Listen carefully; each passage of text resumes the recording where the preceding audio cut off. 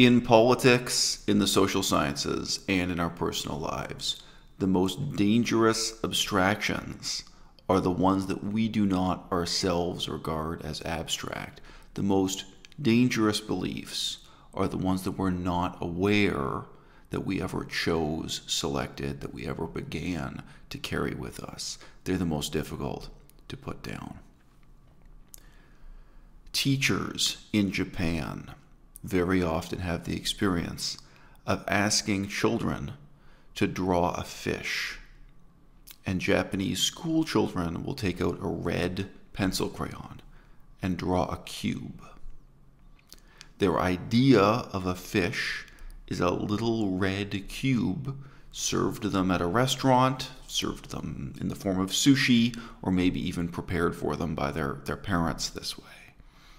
All right? What is the meaning of the word home? What does it mean to be a home owner? You don't think it's abstract, but it really is. And the type of abstraction in both of these cases is the abstraction of being a passive recipient of reality as prefabricated for you, as prepared by the hands of others, rather than thinking of reality as something you create with your own hands and something you have to define with your own mind. When I lived in Laos and Cambodia, I was surrounded by people who had no high school education, very often no primary school education, very often illiterate or barely literate, but they knew what the word home meant in a way that you and I do not. I've been around people who not just once in their lives, but many times, again and again, have walked out into the forest and gathered bamboo with their hands and have sat on the ground with a machete and chopped that bamboo into thin strips, and they've built a whole home. They've built a house out of bamboo. Things change. 50 years ago, wood was cheap. Wood was abundant, so it was wood and bamboo. Believe it or not, materials like wood and rattan were becoming more scarce and more expensive. So you saw more and more use of concrete, more and more use of sheet metal as cheaper substitutes, but still bamboo. Bamboo was most of what everything got made out of, believe it or not. The sense of home as something you make with your hands, right, is very different from thinking of a house as a white cube that's been made for you, that exists on the open market to be bought and sold, being a home owner, even being a homemaker. That's not so different from the Japanese school child who's asked to draw a picture of a fish and gives you a little pinkish red cube. The whole discourse in the United States of America concerning justice, concerning the role of the police, concerning what kind of reaction the left wing or the right wing or moderate people in the center should have after the brutal killing of George Floyd, it is of this nature. It's people struggling to make use of abstractions, struggling to propound their beliefs. And of course, they fumble with them to no great effect because they themselves don't understand what it is they believe in. They don't understand how far removed these abstractions are from the real things we can lay our hands on, that we must lay our hands on in order to make a difference in this sort of case. In this context, what is justice? What is it that's wrong with the police system? You need to have a very hands-on, empirical understanding of this. And instead, what you see, both on the left and on the right, is a ratcheting upward of rhetoric to go from one abstraction to another more hallowed, more vaunted abstraction, a more highly esteemed, a more awesome abstraction of trying to make this into more of a religious sounding discourse. When what we need is to move down the other way and really think about policing, really think about real things, and not to think about abstract principles at all. When the Constitution of the United States of America was written, the word police did not exist in the English language. The concept of a permanent professional police force and the questions that arise from the ethical relationship between that police force and the population they are policing did not exist in the English language. And this is linked to the vision of a society in which every man carries a gun and which any two gentlemen have the right to resolve their disputes by fighting a duel to the death.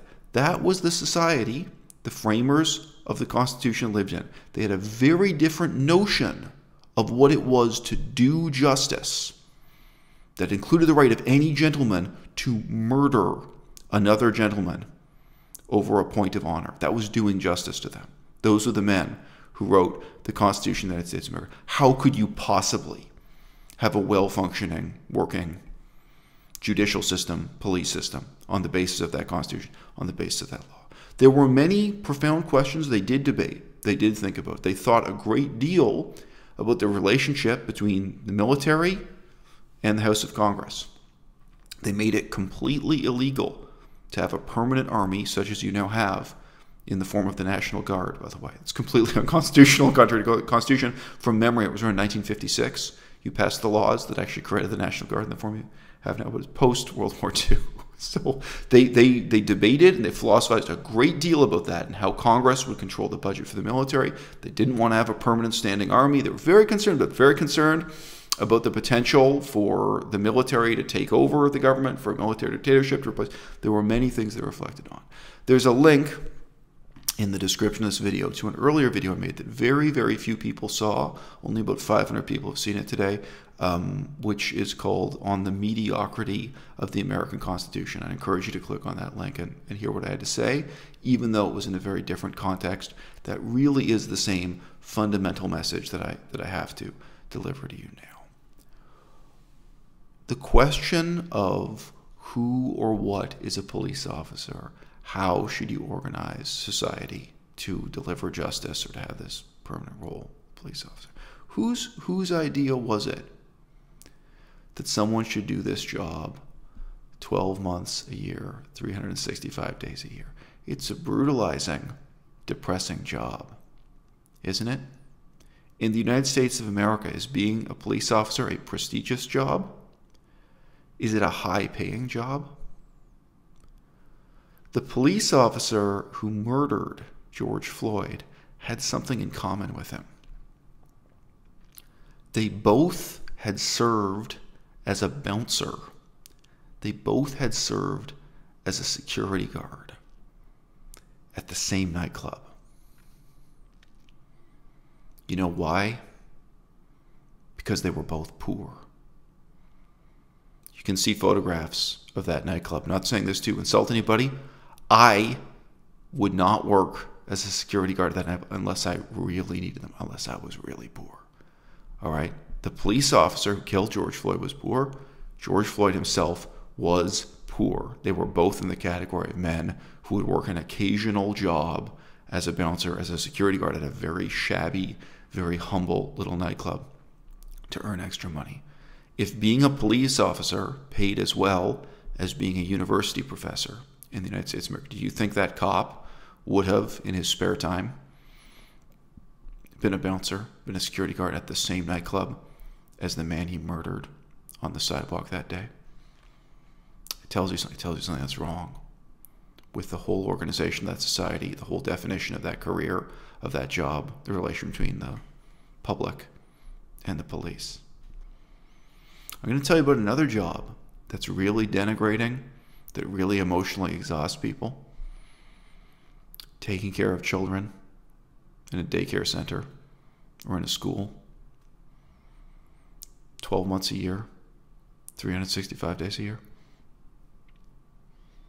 Imagine if you had a society where police officers would work as police for 3 months and then work as school teachers for 3 months, or in a daycare center, if maybe they don't have the education, or maybe they're gradually in their part-time getting all the education they need to be a school teacher. Maybe they have a transitional period, and then 3 months as a cop, and then 3 months taking children again. Imagine what a different society we'd live in if all of the children knew, oh yeah, you know, in the winter, my teacher who's teaching grade 3 goes back to being a cop. Oh yeah, that's someone I can trust, that's someone I can talk to, that's someone I know, that's someone I can relate to. And what if police just had the opportunity to switch from one type of denigrating employment to another where they were fundamentally playing a caring role, right? Having a relationship with children and their parents and the community they police that way? Wouldn't that be a very different world we live in if being a cop were a part-time job alternating back and forth with being a school teacher? And it would require that those police be more highly educated, that certainly that they be sober and upstanding all the time, and would require that they be more highly paid, and it would create a whole community of having greater respect for both police officers and school teachers and people who work in daycare centers, right? How about taking care of the elderly in retirement homes? What's the main requirement to do that job? That you're honest, that you're sober, that you're not stealing from these people, that you're not stealing their medication. It's the biggest problem, right? People who work in old folks' homes and steal the painkillers, you know, this kind of thing, right? That you're caring, that you're patient, that you're tolerant. You can tolerate a lot of physical pain yourself, you know, being caring for the elderly in old folks' home, or a lot of those people are slowly going crazy and they mistreat the nurses who take care of them. What if you work for 3 months as a cop, 3 months in old folks, right? Boredom is part of what corrupts police officers. Arrogance is part of what corrupts police officers. It's a corrupting role, even without the issue of poverty grinding these people down. I heard an interview with a cop once. He was basically going on a book tour talking about all the things that are corrupt and awful and wrong with policing in America. And he would be asked, I heard more than one interview with him, he would be asked in these interviews, have you considered yourself becoming chief of police or trying to make these reforms you talk about in your book this way? And his answer every time was, I would not get paid enough. He said that when he was a cop, he couldn't afford to live in the same city that he policed. He was paid so little that he had to drive his car, I think, 2.5 hours each way every day or something. His daughter and child lived out in the middle of the redneck woods in the middle of nowhere where he could afford a home. And he led a very, very difficult life because he fundamentally was not paid a living wage.